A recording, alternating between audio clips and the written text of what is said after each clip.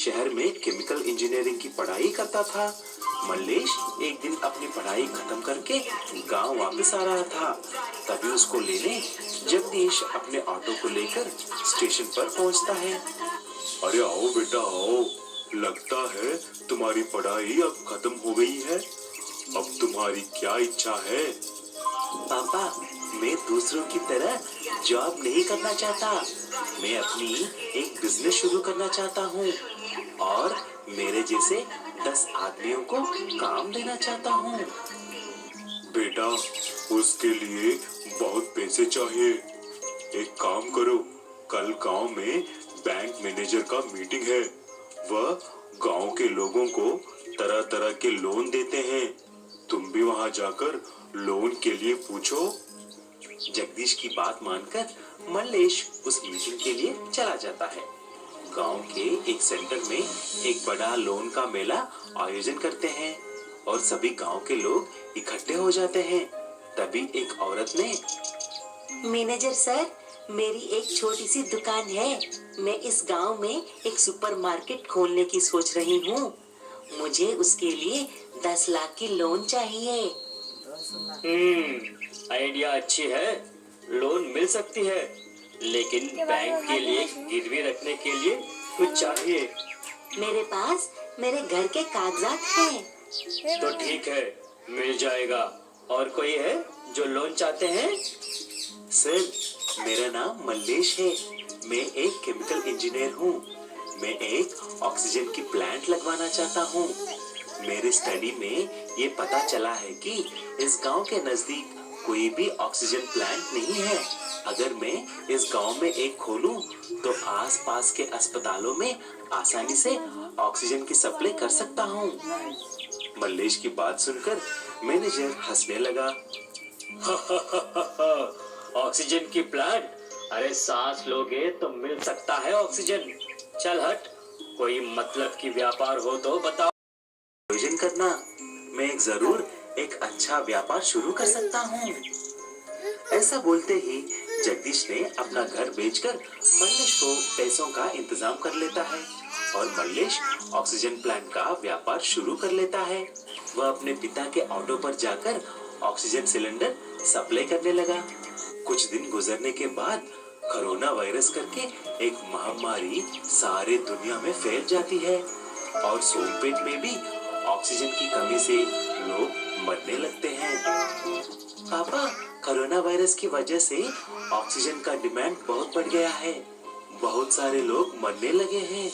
क्यों ना हम हमारे ऑटो में ही एक सिलेंडर फिट कर लेते हैं, एक अस्पताल की तरह। ऑटो में ही मरीजों को ऑक्सीजन दे सकते हैं। ऐसा हम बहुत लोगों को बचा सकते हैं। ऐसा मल्लेश और जगदीश मिलकर बहुत सारे लोगों को ऑक्सीजन देके बचाते हैं। ये बात जानकर सरकार मल्लेश को एंटरप्रेन्योर ऑफ द ईयर का अवार्ड भी देते हैं और बैंक मैनेजर आकर 1 करोड़ रुपए का लोन भी देता है। उन पैसों से मल्लेश एक बहुत बड़ा ऑक्सीजन का फैक्ट्री शुरू करता है। मलमपेट नाम के गांव में एक डिग्री कॉलेज था। उस कॉलेज में एग्जाम्स चल रहे थे। उस कॉलेज में कामेश और रोहन करके 2 दोस्त भी पढ़ रहे थे। कामेश एक ऑटो चलाने वाले राजू का बेटा और रोहन एक शाहूकार लल्लन का बेटा था। लल्लन बहुत पैसा वाला था। एक दिन लल्लन सेठ ने और रोहन से ऐसा बोला, अरे बेटा, तुम इन परीक्षाओं में पास हो जाओ बस, मैं तुम्हें जो चाहिए खरीद के दूंगा। पिताजी, मुझे एक बाइक चाहिए। मैं बहुत दिनों से पूछ रहा हूँ ना। लेकिन कामेश के पापा राजू एक गरीब ऑटो चलाने वाला होने के नाते कामेश को कुछ नहीं खरीद के देता था। कॉलेज में परीक्षा खत्म हो जाते हैं और उस दिन रिजल्ट भी आने वाला था। इसीलिए सभी लोग नोटिस बोर्ड के यहाँ जम गए।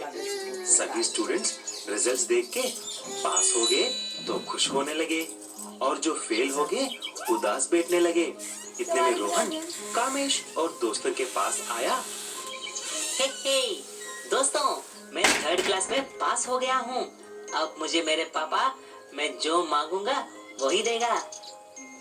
यार रोहन, मैं भी बहुत खुश हूँ यार, मैं फर्स्ट क्लास में पास हो गया हूँ। तभी सभी लोग कामेश से एक पार्टी के लिए पूछते हैं।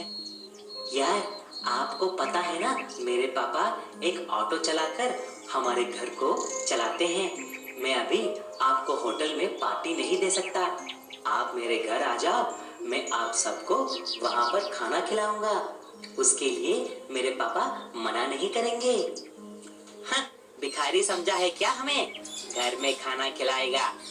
मेरे पापा को देखो, मैं थर्ड क्लास में पास हुआ हूँ, लेकिन मेरे पापा मुझे एक बाइक खरीद के दे रहे हैं। कंजूस है तेरे पापा। कामेश घर आकर रिजल्ट्स के बारे में अपने पापा राजू से बोलता है। राजू और उनकी बीवी बहुत खुश हो गए। तभी कामेश ने ऐसा पूछा। पापा मुझे भी कुछ उपहार चाहिए। सभी के घरों में उन्हें कुछ न कुछ खरीद के दे रहे हैं। मैं कॉलेज पैदल नहीं जा पा रहा हूँ। कम से कम मुझे एक साइकिल तो खरीद के दे दो। ठीक है बेटा, देख लूंगा, मुझे कुछ समय चाहिए। तभी राजू की बीवी ने ऐसी बोली। अजी क्या बोल दिया आपने? बेटे को साइकिल कैसे खरीदोगे? पागल हो गए हो क्या? अरे गीता, वो हमारा एक लौता बेटा है और वह एग्जाम्स में फर्स्ट आया है। जवानी में ऐसे ही कुछ आशाएं होते हैं।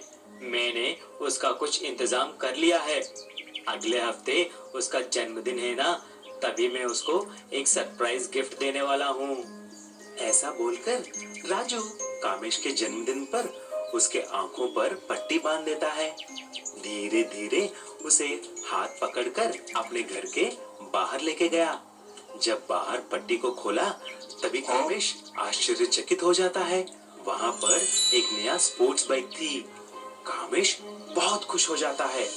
उसे लेकर दोस्तों को बाइक दिखाने के लिए जाता है।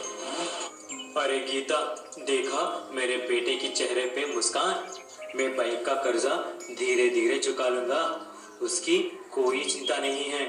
लेकिन मेरे बेटे के चेहरे पे मुस्कान लाखों का है। Express auto. खुशीराम चंद्रपुर गांव में रहता था। वो बहुत ही मेहनती और ईमानदार था। उसके पास अपने पिता की दी हुई निशानी एक ऑटो था। वो उस ऑटो से बहुत प्यार करता था।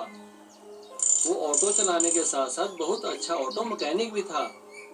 उसने अपने पिताजी के पुराने ऑटो में नए गल पुर्जे लगाकर उसे एक बहुत अच्छा ऑटो बना दिया था। उसके ऑटो को वहाँ के लोग एक्सप्रेस ऑटो कहते थे, क्योंकि वो बहुत तेज चलता था। खुशीराम अपने ऑटो में स्कूल के बच्चों को स्कूल छोड़ने का काम करता था और खाली समय में सवारियां भी उठाता था, और बाकी समय जो बचता था उसमें अपना मैकेनिकी का काम किया करता था। उसका काम सही चल रहा था। एक दिन जब खुशीराम अपने ऑटो को ठीक कर रहा था, तभी हेमचंद नाम का एक आदमी उसके पास आता है। अरे हाँ वे खुशीराम, क्या हाल है? कैसा चल रहा है तेरा काम? अरे हेमचंद जी, आप आइए बैठिए, मैं बिल्कुल ठीक हूँ।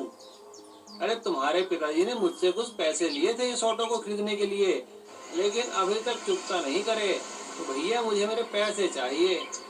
लेकिन हेमचंद जी, मैं इतने पैसे कहाँ से लाऊंगा? मुझे कुछ समय की मोहलत दीजिए।